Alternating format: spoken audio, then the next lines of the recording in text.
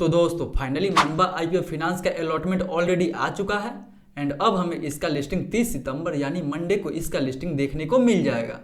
तो ऐसे में जिन लोगों को भी इसका अलॉटमेंट मिला हुआ है वो बहुत ही कंफ्यूजन में है कि उन्हें लिस्टिंग डे के दिन इस आईपीओ में कैसी स्ट्रेटजी बनानी चाहिए। क्या उन्हें इस आईपीओ को लिस्टिंग डे के दिन सेल करनी चाहिए या फिर लॉन्ग टर्म के लिए इस आईपीओ को होल्ड करनी चाहिए। तो दोस्तों अगर ऐसा कंफ्यूजन आपके पास भी है तो ये वीडियो बिल्कुल आपके लिए है, क्योंकि इस वीडियो में हम लोग इस कंपनी के स्ट्रेंथ एंड रिस्क फैक्टर को ध्यान में रखते हुए बात करेंगे कि क्या हमें इस आईपीओ को लॉन्ग टर्म के लिए होल्ड करनी चाहिए या फिर लिस्टिंग से लेकर निकल जाना चाहिए। एंड सेम वीडियो में हम लोग ये भी देखेंगे कि क्या हमें इस आईपीओ में फ्रेश एंट्री बनानी चाहिए या फिर नहीं बनानी चाहिए। एंड अगर फ्रेश एंट्री बनानी चाहिए तो लॉन्ग टर्म के हिसाब से बनानी चाहिए या फिर शॉर्ट टर्म के हिसाब से इसमें हमें फ्रेश एंट्री बनानी चाहिए। इसीलिए दोस्तों इस वीडियो को पूरा देखें ताकि आपको इस आईपीओ के साथ क्या करनी चाहिए उसका एक क्लियर पिक्चर मिल सके। तो फिर चलिए बिना आपका समय गंवाए सीधा वीडियो में आगे बढ़ते हैं और सबसे पहले बात कर लेते हैं इस आईपीओ के लेटेस्ट जीएमपी के बारे में। तो दोस्तों अगर बात करते हैं इस आईपीओ के अभी लेटेस्ट जीएमपी के बारे में तो ग्रे मार्केट में अभी इसका डिमांड 45 से 50% के आसपास तक बना हुआ है।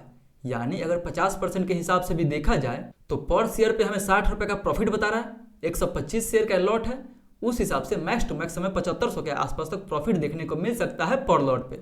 मतलब दोस्तों अगर मंडे तक इसके ग्रे मार्केट में ऐसे ही डिमांड बना रहता है तो इस आईपीओ में हमें काफी अच्छा खासा लिस्टिंग गेंस भी देखने को मिल सकता है। But as I always remind you कि हमें किसी भी आईपीओ के उसके जीएमपी पे पूरा विश्वास नहीं करना चाहिए, क्योंकि जीएमपी एक टेंटेटिव प्राइस होता है जो मार्केट के सिचुएशंस के अनुसार कभी भी ऊपर नीचे हो सकता है। इसीलिए हमें किसी भी आईपीओ में इन्वेस्ट करने से पहले उस कंपनी का काम एंड उस कंपनी के फंडामेंटल के बारे में अच्छे से रिसर्च करना चाहिए, क्योंकि हो सकता है कि इसका लिस्टिंग हमें 50% के ऊपर भी देखने को मिल सकता है या फिर अगर 40% के नीचे भी देखने को मिलता है तो उसके लिए भी हमें कोई फुल प्रूफ स्ट्रेटजी बना के चलनी चाहिए।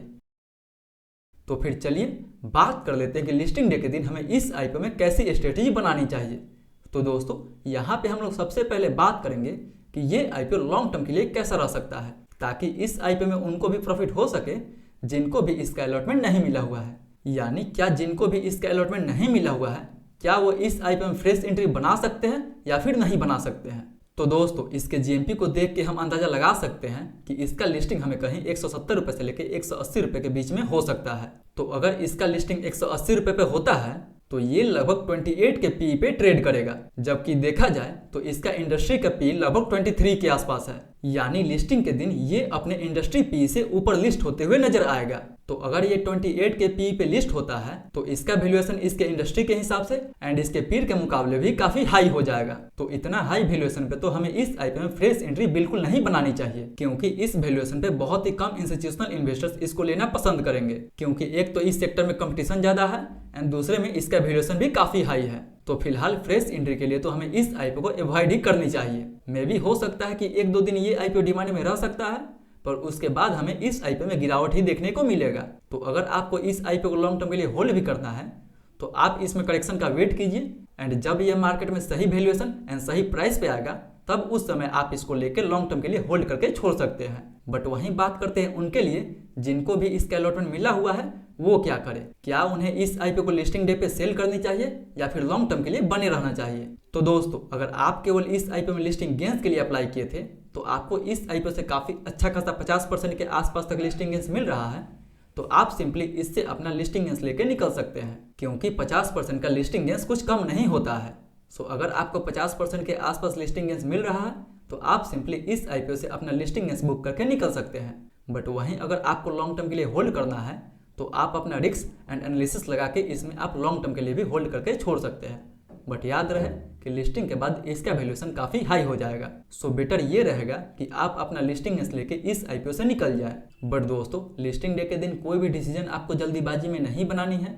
आपके पास 9:45 से लेकर 10 बजे तक आराम से 15 मिनट का समय रहेगा। उस 15 मिनट में आपको इसके वॉल्यूम को एनालाइज करना है, इसके ओपनिंग प्राइस को देखना है एंड इसके बाद ही आपको इस आईपीओ में कोई भी डिसीजन बनानी है। एंड अगर दोस्तों आप हमारे साथ मिलकर इसके वॉल्यूम एंड प्राइस को एनालाइज करना चाहते हैं तो उसके लिए आप हमारे टेलीग्राम ग्रुप से जुड़ सकते हैं, जहां पे हम लोग हर आईपीओ के लिस्टिंग से पहले उसके वॉल्यूम एंड उसके प्राइस को अच्छे से एनालाइज करते हैं एंड ये देखने की कोशिश करते हैं कि लिस्टिंग के बाद ये आईपीओ ऊपर जा सकता है या फिर नीचे जा सकता है। सो साथ में मिलकर एनालिसिस के लिए मेक श्योर कि आप हमारे टेलीग्राम ग्रुप से जुड़ना ना भूलें, जिसका लिंक आपको नीचे डिस्क्रिप्शन बॉक्स में देखने को मिल जाएगा। तो दोस्तों ये तो था मेरा पूरा लिस्टिंग डे स्ट्रेटजी इस आईपीओ को लेके। आई होप कि आज की ये लिस्टिंग डे स्ट्रेटजी आपको काफ़ी पसंद आया होगा।